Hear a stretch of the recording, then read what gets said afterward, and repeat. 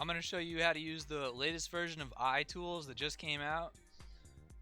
This is iTools version 4.3.6.5. This actually just dropped last night. The older versions, they did something where if you try to access the map on the virtual location, it blocks you out and they want you to update. So the first thing you do is you plug your phone in via USB. For this spoofing method, you're going to need to be connected to your phone if you want to move. So I'm going to go into the iTools now and I'm going to click Toolbox. And this is only for iOS devices. Click Virtual Location. And it's going to bring up a map now. And you can type in an address or you can paste in some coordinates. I'm going to go to Paris Mall. So you have three options for what you like to do. The first thing you need to do though is select the teleport icon right here. And then if you click move here, watch the Pokemon Go screen. I just teleported. So here I'm at Paris Mall, great place to spoof, all lit up. If you want to continue just jumping around, you can click, and if you're still in the teleport, just hit move here, and you'll just jump right over. If you jump someplace more far away, it'll just jump. It won't like walk. So I'm gonna go back to where I just was. Paste the chords in and hit move here. There we go. So in this new version of iTools, they added in some pretty sweet new features. So let me just get right into it here. If you go up and select, actually if you go down here, there's a joystick now. So if you click it and hold it, you can actually walk with joystick now. So they're definitely spoofer friendly over at iTools now. They know what we want and they're giving it to us. If you click the walk icon up on the top right here in iTools and you click a second spot on the map, this is after you've already set your first coordinate, or you can enter in another address, or you can click on the map.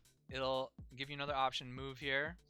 If you click that, it'll bring up this dialog box where you can actually select, you'll see, watch on the Pokemon Go app, I'm moving now, I'm walking, and in this new box you can adjust how fast or how slow you're gonna walk.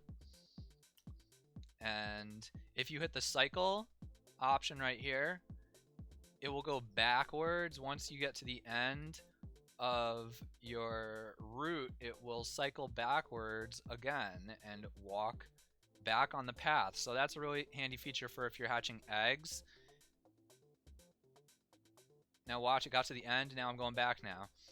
If you set your walking speed to 10 kilometers, you'll get the best egg hatching distance. It's believed to be that 10.5 kilometers per hour is the best speed for hatching eggs, and this app, it can get right about 10.08.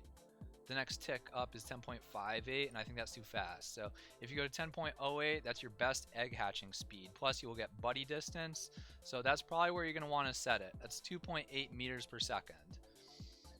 Now, another awesome feature that they just added in to this version of iTools is if you click up here, there's a pin mode, and you can actually make a little mini GPX route. And it doesn't let you drag the pins. So I think if you want to edit it, you have to just make a new one. And you can add 9 points. And again, this will walk. If you hit move here, you can select the speed and you can hit cycle again. So when it gets to the end of the route, it'll start walking backwards to the beginning of it again. So some awesome new features here. The joystick is great. I think the best feature that they've got though is the cycling, because before they had the walking feature, but when it ended, it would just stop. The fact that it can cycle now, that's really great. The mini GPX route, that's really good. That's a great feature, but just the fact that it can cycle, I think, is the most important thing. If you unplug your phone,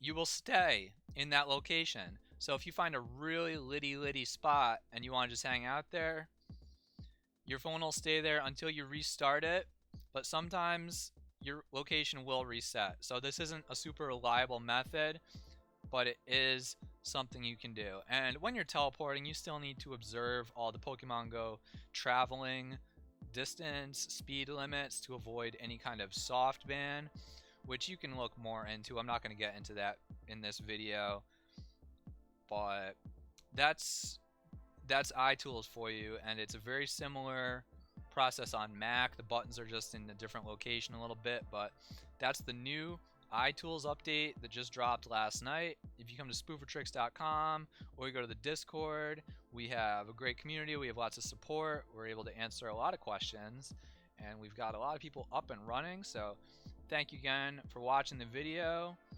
That's gonna do it for me today. I'll see you next time.